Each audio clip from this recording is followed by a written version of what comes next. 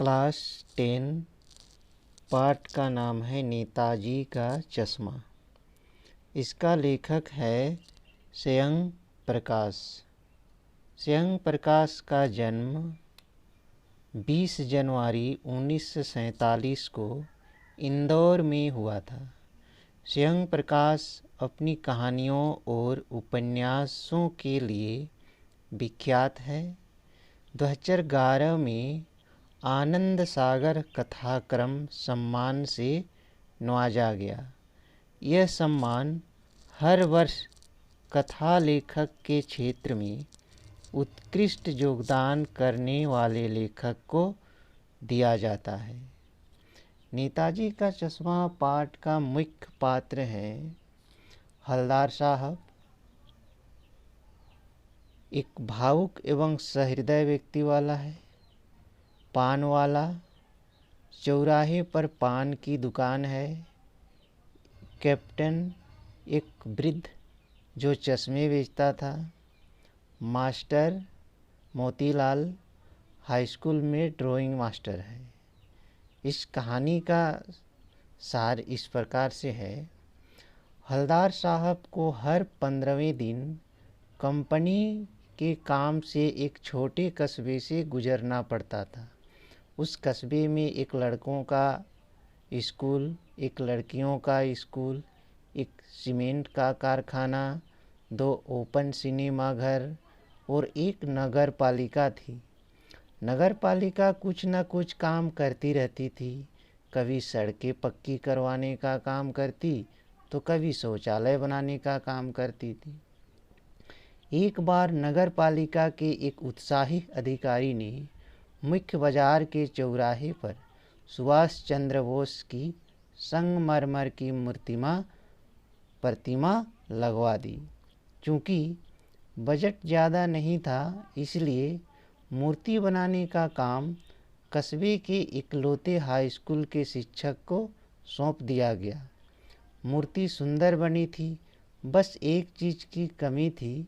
नेताजी की आँखों पर पत्थर का चश्मा नहीं था।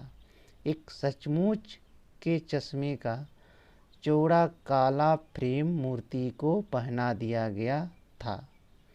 जब हवलदार साहब आए तो उन्होंने सोचा, भाई वाह, आइडिया ठीक है। मूर्ति तो पत्थर की थी पर चश्मा वास्तविक था। दूसरी बार जब हवलदार साहब आए तो उन्होंने मूर्ति पर तार का फ्रेम वाला गोल चश्मा लगा दिखा। तीसरा बार उन्होंने नया चश्मा पाया। इस बार वे पान वाले से पूछ बैठे कि नेताजी का चश्मा हरदम बदल कैसे जाता है। तीसरी बार जब नेताजी की मूर्ति पर पान वाले ने जवाब दिया कि पान वाले ने बताया कि यह काम कैप्टन चश्मे वाले का है। हवलदार साहब को समझते देर न लगी कि बिना चश्मे वाले मूर्ति कैप्टन को खराब लगती होगी, इसलिए वह अपने उपलब्ध फ्रेम में से एक को नेताजी की मूर्ति पर सेट कर देता होगा। जब कोई ग्राहक वैसे ही फ्रेम की मांग करता जैसा मूर्ति पर लगा है, तो वो नेताजी को क्षमा मांगते हुए मूर्ति से उतारकर उसे ग्राहक को दे देता है और मूर्ति पर नया फ्रेम लगा देता है, क्योंकि मूर्ति बनाने वाले मास्टर चश्मा बनाना भूल गया था या चश्मा बना ही नहीं पाया था। पान वाला बड़ा खुशमिजाज आदमी था। उसका तोंद निकला हुआ था। वो पान खाता था। जब भी कोई उससे बात करता था तो वो पीछे मुड़कर पिक से थूक लेता था। उसके बाद ही वो लाल बत्ती सी दांत दिखाकर दूसरों से बात करता था। बड़ा खुशमिजाज आदमी था। हवलदार साहब ने पान वाले से जानना चाहा कि कैप्टन चश्मे वाला नेताजी का साथी है या आज़ाद सिपाही, हिंद फौज का कोई भूतपूर्व सिपाही। शायद इसी कारण उसके बिना चश्मे वाली मूर्ति वो नहीं देख पाता है। पान वाले ने बड़ा मजाकिया अंदाज में कहा, वो क्या लंगड़ा फौज में जाएगा, वो घूम घूम कर चश्मा बेचता है। तब हवलदार बाबू के मन में देशभक्त कैप्टन चश्मे वाले के लिए आदर का भाव उमड़ पड़ा।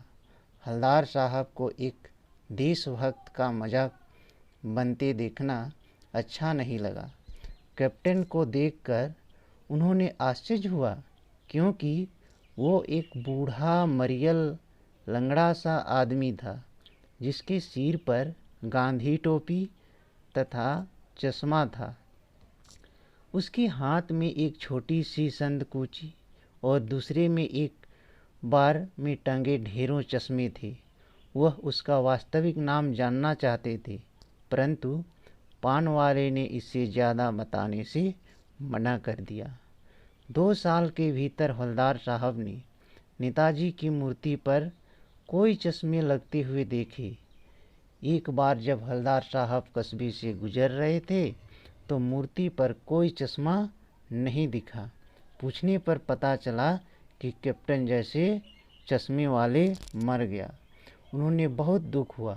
15 दिन बाद कस्बे से गुजरे तो सोचा कि वो नहीं रुकेंगे, पान भी नहीं खाएंगे, मूर्ति की ओर देखेंगे भी नहीं, परंतु आदत से मजबूर हालत हवलदार साहब की नज़र चौराहे पर आते ही आंखें मूर्ति की ओर उठ गई।